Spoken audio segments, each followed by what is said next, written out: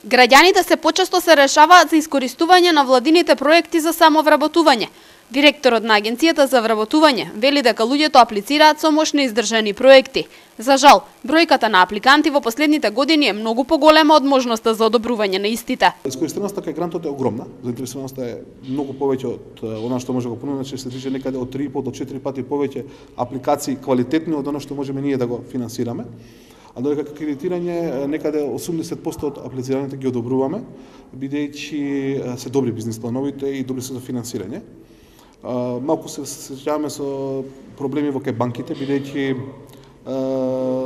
банките бараат, значи банкарските гаранции мора да се воспостават и невработените имаат малку отпорност кон тој дел, но сепак тоа се кредитни средства кои што мора да се вратат на Република Македонија. Оние што поднесоа, добија, подпишуваат договор, веќе се ги користат средствата, се успешни бизнисмени. Постојат два начини за искористување на мерката за самовработување. Првиот е преку проект за самовработување со кредитирање. Со истиот на корисниците на кредити им се овозможува да започнат сопствен бизнис во областа на земјоделството, трговијата, преработувачката индустрија, градежништвото, услужните дејности. Вториот пак се однесува на користење грант средства за отпочнување сопствен бизнис, финансиска поддршка во висина од 3000 евра наменети за репроматеријали и опремување, плюс регистрација на фирмата. 72% обстоени бизнеси и 85% вработливост на тие лица што искористиле. Значи се вработиле повторно кај друга работодавач. Фирма дали не згаснала, но сепак работат. Значи имаме, ако земеме во тој начин, 85% вработени лица од тие што искористиле, односно 72% живи компании. Овој податок може да се провери на веб страницата www.самовработување.mk, на кој што може да видите каде се наоѓаат овие самовработени лица, значи во кој дел на Република Македонија, во кои градови, со каков бизнис се бават и така натаму. Битно е да се напомене дека квалитетното поставување на правилата за игра доаѓа и квалитетна статистика во иднина, односно успешност која што е на високо ниво. Во Агенцијата за вработување во тек се прибирањата на апликации. Право на искористување на можности имаат сите активни баратели на работа. Огласот во подрачната единица Велес завршува на 29 овој месец.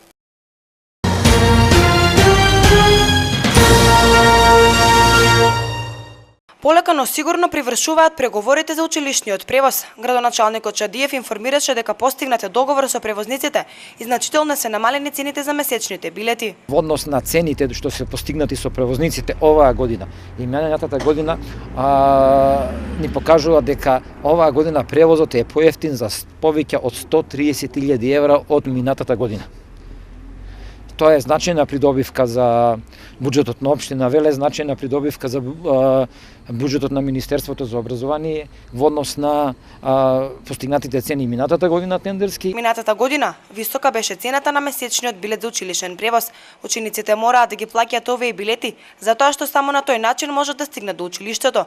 Градоначалникот Чадиев најави дека од оваа година цените за превозот ќе бидат намалени, речиси за 50%. Напомена тој дека во никој случај не може да дозволи учениците за кратка релација да плаќаат енормно висока цена за месечен билет. Не можев како градоначалник да дозволам да една релација, на пример, од 4 неполни километра да се плаќа повратна карта повеќе од 290 денари. Сега истата таа цена не е ни половина од тоа. На пример, дестинацијата, одредиштето Горно Јаволчиште Велес се плаќало од 720 денари. Сега е за 80% намалена таа цена. Градоначалникот Славчо Чадиев воедно најави дека следната година цените за училишниот превоз ќе бидат уште повеќе намалени. Градоначалникот преговорите со превозниците ги најави уште пред крајот на минатата година.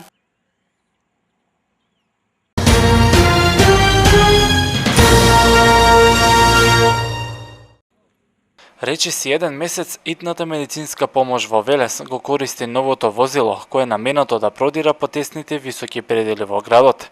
Вакво возило било неопходно, велото здравствениот дом во Велес, кој истото го набави од сопствени средства.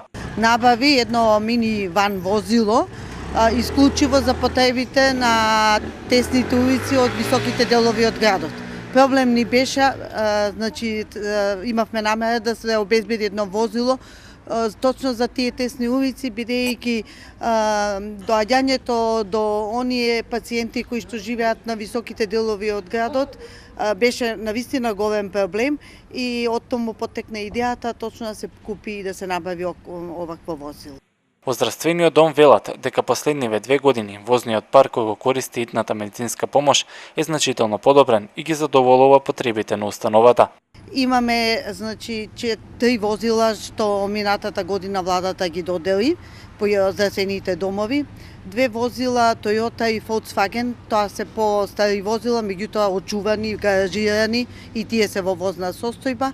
2 парк патнички возила, Dacia што минатата година во 2013 во почетокот на годината го набавивме исто така со сопствени средства, така да возниот парк е комплетно обновен. Значи тие стари возила од типот на Лежа и Лада веќе се ставени настрана, не располагаме со ниедно старо возило, обновен возен парк, брзо се доаѓа до пациентите. На новото возило на итната медицинска помош, кинескиот миниван К07 е внатрешно опремено со сите реквизити и апарати потребни за брза и ефикасна медицинска помош на терен, велат од установата. Од здравствениот дом додаваат дека еден од нивните приоритети било исфрлањето на старите и дотраени возила од употреба.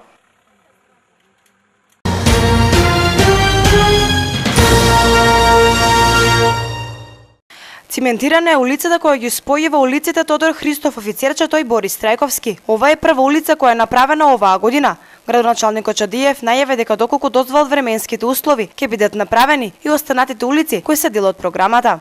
Денеска сме тука да ја презентираме ново направената улица, дел од програмата што ја ведевме. Значи ова е првата направена улица во јануар месец 2014 во должина од 140 метри, за која што намена се потрошени нешто повеќе од 400.000 денари.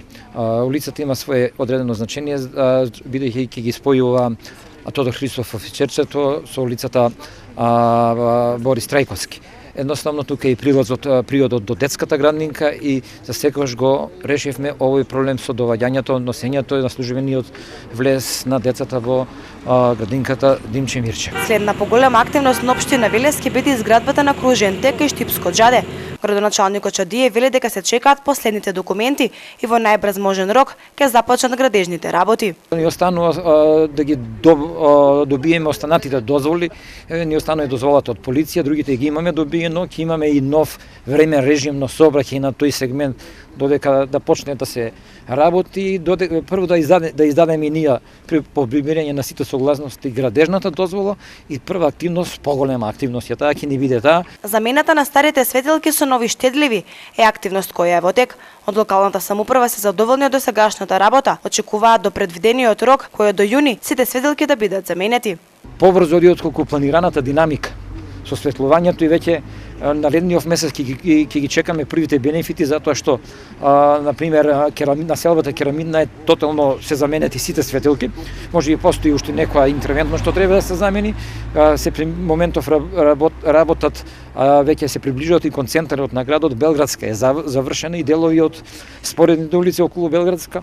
Значи имаме богати активности што очекуваме да ги реализираме, нели, нормално согласно законските одредби. Инаку привршуваат и градежните работи на градскиот стадион. Градоначалникот Славчо Чадиев вели дека се чека уште последниот четврти слој да се намести за подоцна да може стадионот да се постеле со вештачка трева, која веќе е стигната во Скопје. Исто така напомена дека очекуваат во март да почнат и процедурите за издавање на градежна дозвола за фабриката Маркарт во индустријската зона во Каласлари.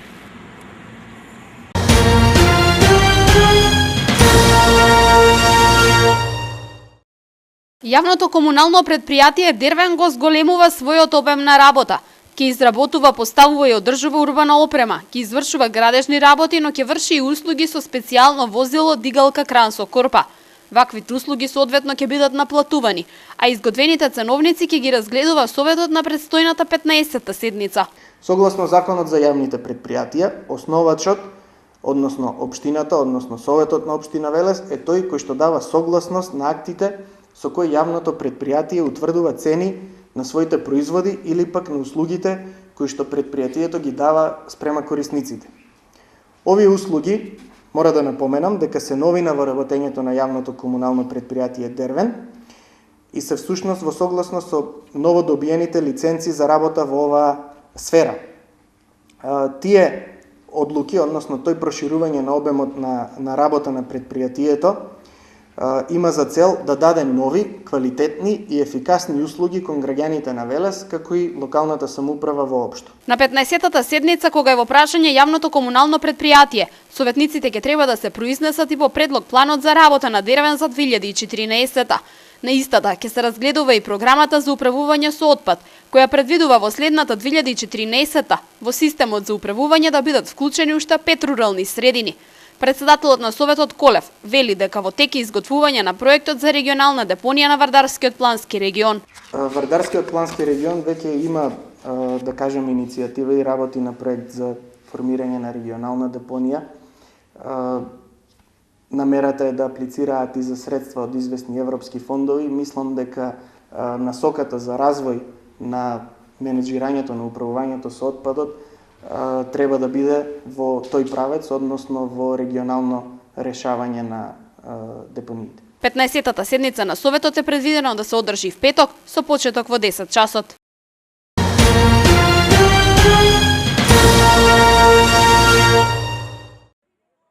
По невообичаено високите температури за месец јануари, викендов температурата на воздухот конечно се симна под нулата. Новиот бран на залодување зафати земјата, а го донеси и првиот снег за оваа календарска година. Велешени немаа можност да му се радуваат на снегот во големи количини, но го почествуваа студениот бран со падот на дневните температури од околу 15 степени, кои ги имаше пред почетокот на викендот.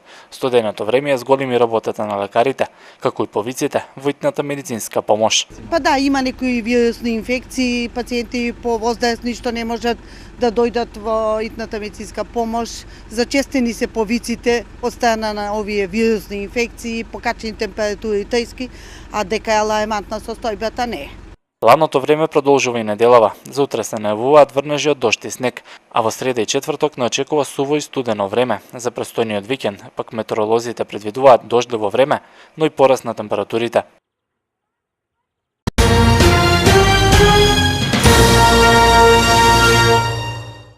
Од полноќ малопродажните цени на горивата ќе се зголемат за 0,50 денари за литар.